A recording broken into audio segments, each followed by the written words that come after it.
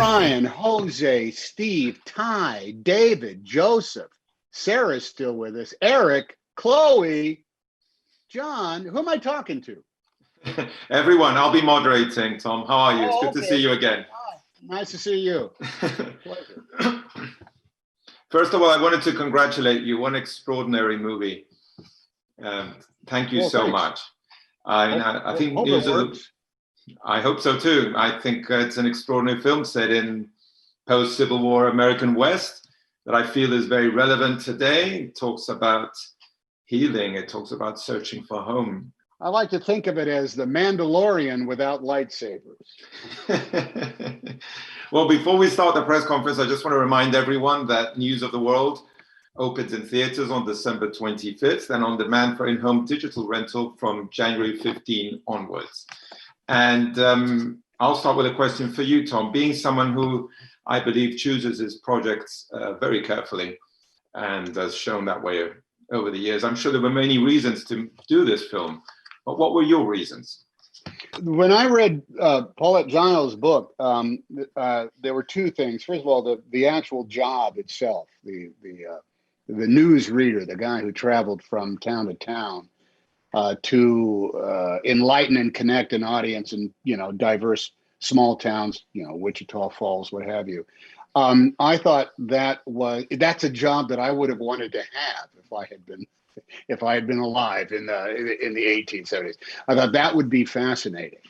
Not because you'd be delivering both the service and also sort of like you'd be delivering a connectivity that people wouldn't have. Look, everybody wants to belong to something bigger than themselves. Sometimes that's just being a member of an audience, but the enlightenment that would come along from stories big and small, how wonderful the world could be and also how dangerous it is. In our film, one of the first things he talks about is a disease that is killing people. How many souls have been lost. We didn't quite realize we were going to be ripped right out of the front pages of COVID-19. We were talking about something else, but it was very real at the time. It was important to know. And other stories that he talks about is, railroads that are going to be improving their lines, how high the river is and whether bridges isolated them or not.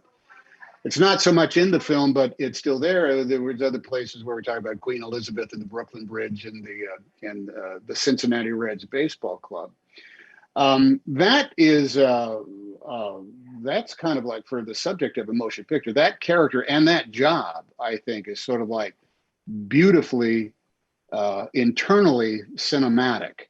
Telling a story as you tell a story is inherently, I think, powerful and engaging. That's one aspect of it. The other part is how often it happened and how common it was in American history for Native American tribes to make rapes and take away young children and to raise them in the ways of their tribe, in this case, the Kiowa. It happened very, very frequently. And as she mentions, I think in either the introduction or the afterwards of her book, a large majority of those children that were taken wanted to return to their Indian ways.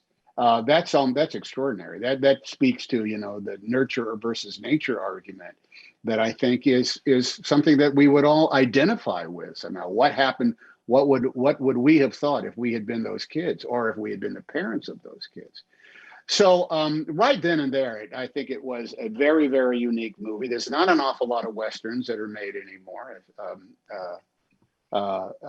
And I think for reasons, but this actually, what we were going to be doing with this movie was contrary to an awful lot of the way Western movies work, and that is all the problems are solved by gunplay. Yes, there is a clumsy kind of like gunfight that happens in this thing, but it's not particularly, it's not glamorous. It's actually kind of like odd and happens almost by mistakes. And the rest of it is about people engaging in what their lives are. So I thought we had a shot here of making, dare we call it, a unique motion picture that even though it is quote unquote the genre of a Western, that really is only communicated by the fact that we ride on horses and we're outside a lot. I think the rest of it is very accessible. Thank you, Tom. Ryan, you had a question? Yeah. Hey, Tom. I'm Ryan with Hey, AMC Theaters. hello. So that's kind of my question to you too, is what has taken you so long to enter the Western genre? And what was it about News of the World that made that this movie? Well, nobody makes westerns. I mean, it's as simple as that. I mean, if you want to look at the business, I know of westerns that have been made that had absolutely no international distribution deals because it just felt as their audiences don't relate to westerns. The idea of a western, the genre of the western, kind of like the storytelling device. If you took John Ford, well, now it's all John Ford has been Lucasized, George Lucas. The science fiction movie has really taken the concept of the western away. Blasters and lightsabers instead of bows and arrows and six guns. Um, you know, uh, Snow speeders as opposed to horses. That's not a bad thing. That's just the way the way cinema works.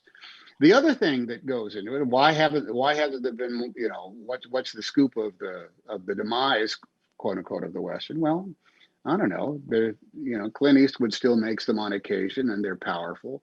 The Coen brothers made a magnificent The Ballad of Buster Scruggs that had inside it probably five or six really great Western stories in it. But I think the bigger question is it the time period and the style or the story itself?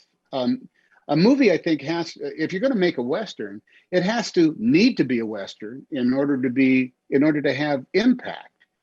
And I think this is demonstrated by the fact that people in our movie, people pay 10 cents to find out about Queen Elizabeth, and their lives are hugely impacted by the time they spend listening to Captain Kidd.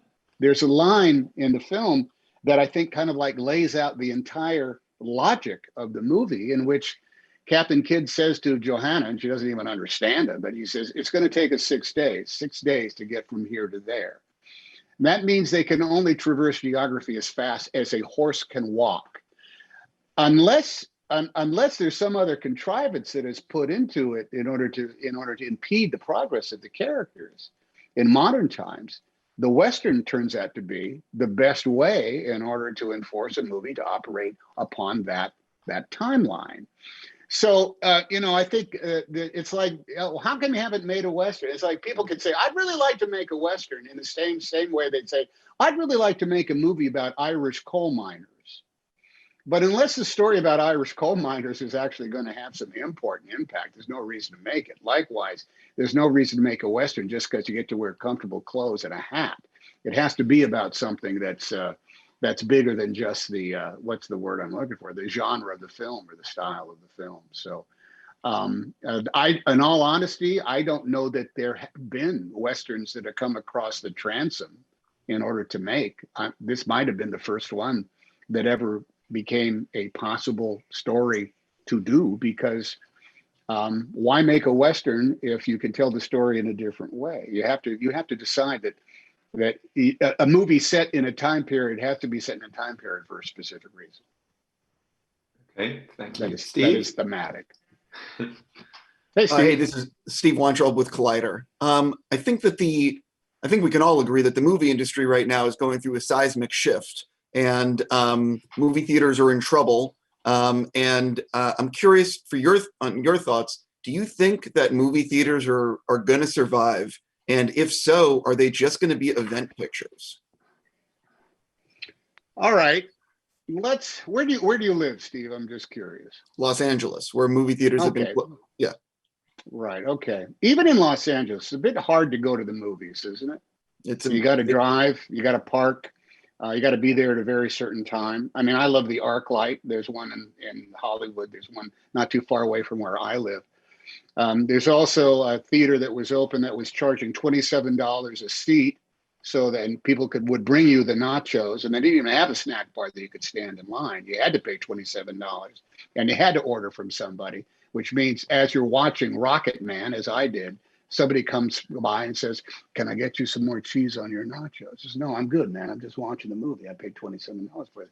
There is this reality of the viability of exhibiting movies that has been based on the desire of people to see the movie. Now, in New York City, where I am right now, I think New York is one of the easiest places to go to the movies. You can decide to go to the movies and be in the theater a half hour later. You can walk to one. You know, there's enough screens around when the movies are open, of course, that you can go off and can actually have a plethora of choices, even though those choices might only be the 12 movies that are playing, nationally at any given time. This goes a long way to say that a sea change was due anyway. It was coming. The fact is that there is. I don't want to take up too much time on this answer, but let me tell you this story. When I was a kid, and the ABC Sunday night movie played the first half of David Lean's Bridge Over the River Kwai in pan and scan in 1:33 with commercials, I was still convinced that The Bridge Over the River Kwai was one of the greatest motion pictures I had ever seen. And it was as primitive a display as possible. It might have even been in black and white. I don't think we had a color television the first time it was on. And you had to watch it the second time. You had to watch the second half on Monday night, the school night. That didn't take away from my enjoyment of Bridge Over the River Kwai. I didn't even know that there was limitations on it. Now we're, of course, with Netflix and all the streaming services, we have the ability to sit and watch a movie anytime we want to on our couch. If the movie is really great and engaging, you can still come away from that experience thinking that was one of the greatest motion pictures I have ever seen. I experienced that just recently with Chernobyl, the 5-part thing. I said, that was one of the greatest motion pictures I've ever seen. And it comes across on some other films as well. Will movie theaters still exist? Absolutely, they will. In some ways, I think the exhibitors, once they're up and open, are going to have a freer choice of what movies they do want to play. But I'm no Cassandra when it comes down to this, but I'm going to say that big event motion pictures are going to rule the day at the cinemas. There's a type of film that is about, it could even be the case. News of the World might be the last kind of like adult movie about people saying interesting things that's going to play on a big screen somewhere. Because after this, in order to guarantee that people show up again, we're going to have the Marvel Universe and all sorts of franchise. And some of those movies are great. You want to see them writ large because actually, watching it at home on your couch actually might diminish them somehow in their visual punch. But the sea change that has been wrought by COVID-19 has been a slow train coming. I think there will be an awful lot of movies that will only be streamed, and it will be fine to see them that way because they're actually built and made and constructed for somebody's pretty good widescreen TV at their home. And there will be other movies that are going to be playing in that window, and people will, in fact, I think, flock to them in order to see them on the big screen while they have the chance. But without a doubt, we are actually into the big curve of change that I think has been due ever since people first had the ability to, what is it called, PVOD, pay for video on demand. Ever since that started up, actually, you can maybe argue ever since the VHS cassette tape was first introduced in a cheap way. This has been just across the horizon. I don't know if that answers your question. Oh, it definitely does. Chloe? Great. Hi, Chloe with eTalk out of Toronto. Hey. Tom, we are such big fans in Canada. Congratulations on this film. Thanks. Captain Kid is somebody with a real love for storytelling, and it's clear that you are as well. But I'm curious, how did your storytelling over 4 Toy Story films, as my favorite Cowboy Woody, help prepare you for Captain Kid's Western journey? Oh, not a bit, not a whit, not a single thing in common whatsoever. Absolutely none. Nothing. The Toy Story movies, the thing that's extraordinary is that we made the first one over 25 years ago. I don't know if there's a lot of people movies that have the same people involved, from 25 years ago. The great thing is that, animated toys don't age. So you don't see them slowing down or getting older. But there, I guess there's a way of looking at it. It's, I don't know if anybody can truly grasp this, but in fact, no movie translates to the next movie you're making. You start all over from scratch. Now, granted, you know how things work, you know how camera, how a set works, you know about base camp, and you know about the difference between shooting on film, and you learn technique, you learn the technical aspects of making movies. But the movie that you made last year or 5 years ago or 25 years ago does not impact the emotional journey that you're on a new. You start all over again from scratch. And that's why so many actors are stark raving nuts, is because they are always thrown up onto this high wire without a net. If you make a mistake, or if you don't get there, let me put it that way. If you, as an artist and a creative entity and an interpreter of somebody else's words, if you don't get there where you need to be, you will not get there for the rest of time, because the movie is locked. It lasts forever, and you can't go back and change it. So coming into the news of the world, it was like how I never feel as though I know what I'm doing on a movie until day 3 of shooting. I wander around in a confused stupor saying, is this any good? Is this right? Does this make any sense? Have we started this right? Are you actually going to use what we shot yesterday? Because I don't think I had it.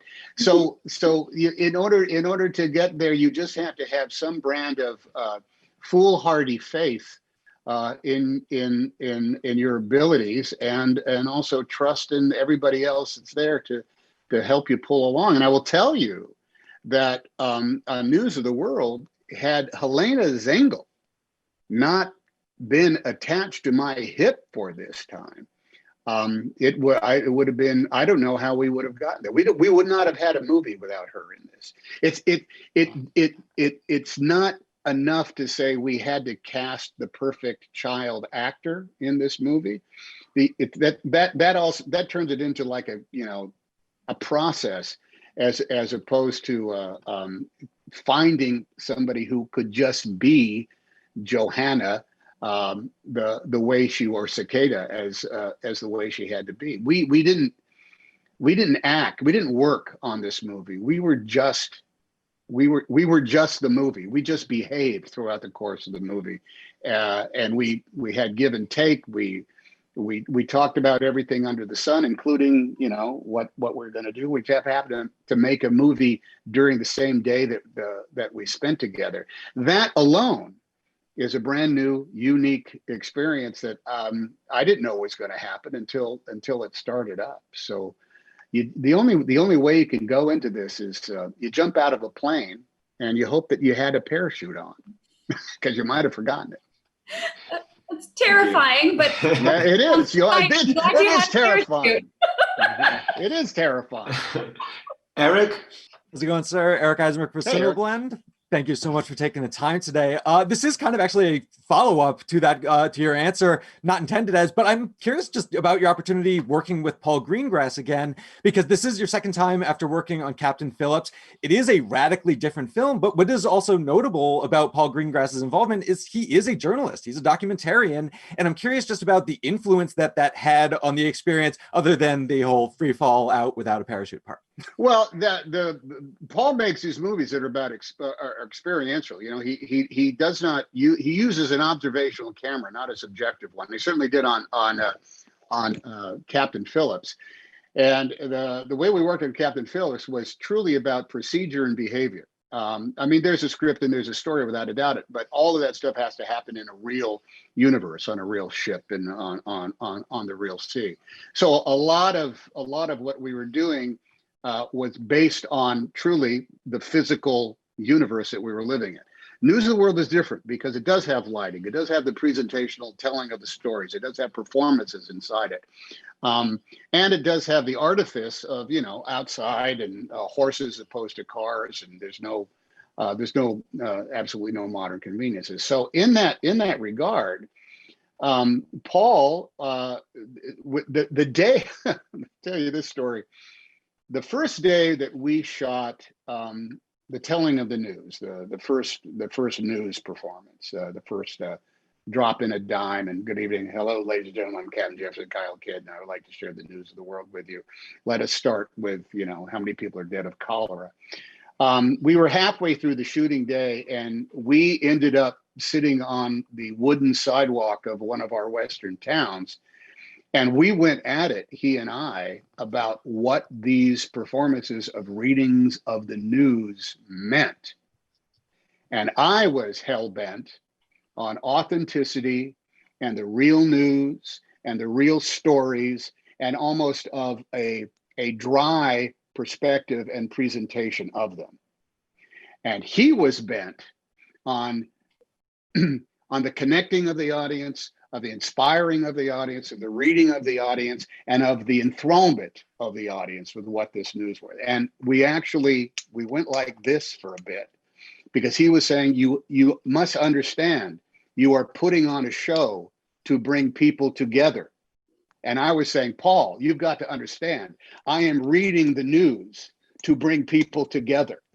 And we had to find this thing that was in there. And that, I think that's a bit different from the previous experience that Paul and I had.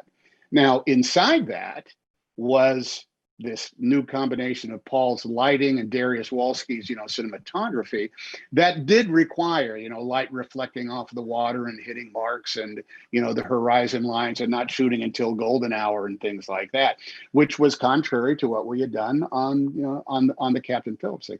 So it was quite a, I can't say I anticipated the two grand areas of territory that he was exploring as a filmmaker, and I couldn't speak to that. But to me, as an actor in a Paul Greengrass movie, I was experiencing brand new territory as well. That took me a little bit by surprise, but ended up being, it's the best kind of loggerheads to be in when you're making a movie, because you're arguing about how to best get to the same desired place. And that is, what is it about what Captain Kidd is doing with the news that is both enthralling and enlightening and encompassing that audience? It was, again, there was no preparation for it. It was just a matter of getting up and pounding it, of getting there. Never easy. David Daniel has a question. Thank you. Hi, Tom. David Daniel, CNN. Hey. As Jose mentioned at the beginning, it's not difficult to look at this film set in 1870 and see echoes of our modern political and social divide. How aware of that were you at the time? And was it something that you and Paul deliberately played up, or did you just let the similarities speak for themselves? Paul was, I think, dead set on understanding it. We made this we started this a year before the election, and knowing that the election was coming up. The conversation I had, I will speak on my side, because if you guys get to talk to Paul, you'll talk to Paul. He was saying, look, there's a reason for this divide. Our movie was set just right after the Civil War, so there was a sense of loss in Texas. There was a sense of loss to a cause. There was a sense of an adverse change was in the air that was being wrought upon these people against their will. They didn't like it. And yet here was this guy who was going to come down and report on such things as who the president of the United States was, Ulysses S. Grant. He was sensitive, I think, to the fact, to the theme that Captain Kidd was bringing the truth to a group of people that did not want to accept it. He did not want to accept that truth. And, you know, we kind of went round and round about, you know, how vocal, you know, there's one scene where a reading kind of like goes off the rails because of what goes on. And we'd have to moderate, well, you know, what's Captain Kidd's role here is. Is he to editorialize? Is he to tell, you know, is he to put things in a binary kind of form? It's either a 1 or it's a 0, and you there's nothing you can do it. Or is there some other editorial aspect of it, almost a commentary aspect to put forth? Hey, we're all in this together, and I know times are tough, and we all have a lot that we have to get through. That ended up being much more prescient, holy cow, than we were. I think, you know, we're not seers. We can't see into the future. We didn't know what was coming down the pike. But Paul, as a filmmaker and as the journalist that he was seeing, he saw the reasons for it. He saw sort of like the groundswell of motivations. Whereas I, as the actor who was playing Captain Kidd, I was looking at it as almost from a potential of, well, let's stay in the present, let's not deal with the past. Paul was always thinking about, understand what these people have been through, understand what they've suffered, understand what they've lost, including you, Captain Jefferson Kid. And I was always saying, well, here we are. We have to stay in the moment. We have to tell the truth. We have to be looking to where we're going to be going tomorrow, as opposed to be bitter about why we were yesterday. That also comes, I think, from Paulette Jiles's book, which I think is magnificent, and that Paul is a filmmaker wanted to say. I think it's odd, and it's also kind of like the power of the cinema, that here we are. You know, we made a movie that takes place in 1870, and it speaks to 2020. You know, ain't that the movies in a nutshell? That you can see see a film that is about people riding horses, and it's like, wow, that's really speaking about what it's like today. I think we're all going through something like that. How about that? And there's outside of a fake river, there ain't a single special effects in this movie other than we weren't really beside the Rio Grande. So that says something to the power of the cinema. Thank you, Tom. Ty? Hi, Tom. Ty Carrington, Apple TV+. Hey, Ty. In this film aims to get every detail right in recreating the period, including enlisting the help of indigenous tribal elders, linguists, and nearly 30 actors. What was it like working with the Oklahoma Kiowa Nation? The day that we actually shot with the Kiowa Nation, they were more or less in the background of a very important sequence. And they were representative of something that they themselves had actually gone through. We didn't have Native Americans who were playing generic Native Americans. We had the Kiowa Nation playing the Kiowa Nation. It was important to us that they were there. And I think it had weight to them that they were part of the process. I mean, in the book, it specifically says Kiowa. And in the movie, we specifically had the Kiowa there. That they were, we had a number of chances to talk and chat, and we met. I met, literally some of the elders that are the last remaining native speakers of it, that are passing along literally the language on to those who want to learn the language that are in the tribe. When we had a few moments when we were shooting, and by the way, it was old folks and it was young folks. We had members of the Kiowa Nation that were 13 years old, 8 years old that were around there. So it was multi-generational. And they said, we would like to sing you a song of celebration that has been sung for hundreds of years amongst our people at moments like this, at moments of import or moments of notoriety. And as they sang it, they brought tears to their eyes, because it's not something they did lightly. It was intrinsically connected into their DNA and to a history that is longer than white people's history in the United States of America. And what was extraordinary, I think, in many ways, is that there was not a degree of bitterness. There was not a degree of anger. There was instead it was like an inclusion that was offered up to us that simply said, I think we appreciate that you're not taking this story lightly, that you're not taking our role in this lightly, which I think in a lot of ways can be contrary to the way motion pictures work, where they kind of like sweep in and they get their story and they sweep out. It was powerful. Now, is it something that is evident in our film, or is it just something that we keep in our pocket as, well, we had that? It doesn't matter really. Just the fact that it's there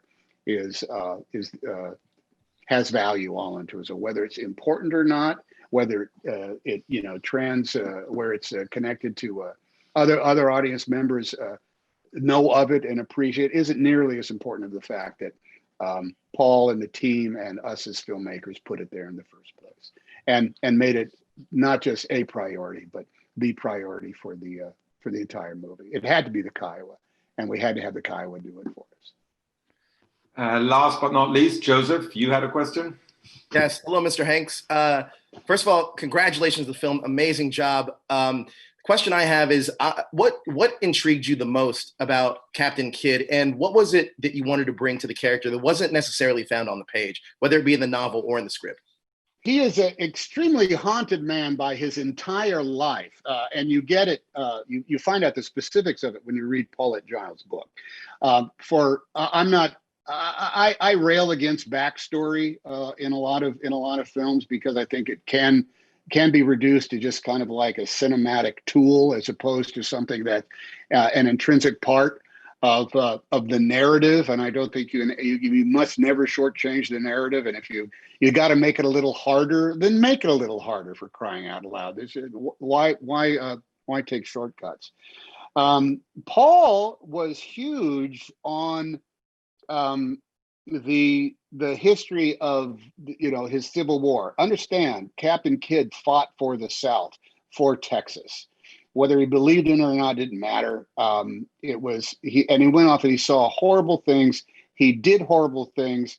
He was a younger man then. Actually, he wasn't that younger, because our movie, was only like 15 years prior or 10 years prior to what he did. And it cost him his life. It cost him his family. It cost him his wife, not because of any overt moment of terror. She died of a disease, and he was gone when it happened. And the reason he was gone was what? To go off and kill people and see more blood. So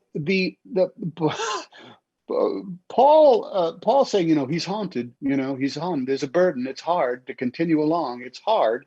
And as an actor, I say, got it, understood. Yeah, hard, backstory, got it. I understand that. But how does it play out? How does it play out right now? How does it play out in the present of the motion picture? And there was, there's silence, and there's pondering, and people ask him questions about it, and he talks about it. And I was whether I told the boss about this or not, I was not playing that. I was instead playing this question: what do I do tomorrow? That's it. I mean, how do I keep going tomorrow? I think it's the journalist in him that takes in the account of everything that has gone through in the past. Oh, here are the signposts of his life. And in the movie, and Paulette Jiles, he was a messenger in the War of 1812. He was a publisher of papers, et cetera, et cetera. She put together this really beautiful, rich texture that was complemented by Paul's concentrating on his time during the war and the loss of his wife. And I, as an actor, was saying, yeah, great, got it, understood. My problem here as Captain Jefferson Kyle Kid is, how do I get on the horse and do it again tomorrow? That's what I'm playing. And the Deus ex machina of Johanna, or Cicada, coming into his life, that's almost like what's the word? I think that's the serendipity, I think, that we all have to have in order to get on with our lives, is that something's going to come along. some bend in the river is going to show itself. Some new thing is going to be demanded of us that we didn't anticipate. And that is going to be the catalyst that is going to drive us on to the next chapter of our lives. That's what cinema is. That's an awful lot of what of great literature and what narrative is. And in the course of news of the world, you have and this isn't the kind of stuff that we talked about when we were doing it, and yet it is the kind of stuff like the Kiowa days. It is stuff that we have in our pocket. Is that we have a guy who is in his let's say 40s, Captain Kid. Let's say 42. How old do you think Captain Kid was? I'll say 42. I'm going to say he's 42. You got a guy who's 42, and you have a girl that's 10 or 11, and they are in the same exact place of stasis in their lives. Everything they've known is gone. They are on a journey to somewhere else, and they got to figure out how to get through tomorrow. Ain't that the human condition in a nutshell? A child that should have been living carefree and free of all these burdens instead is burdened with how to get on with the rest of her life.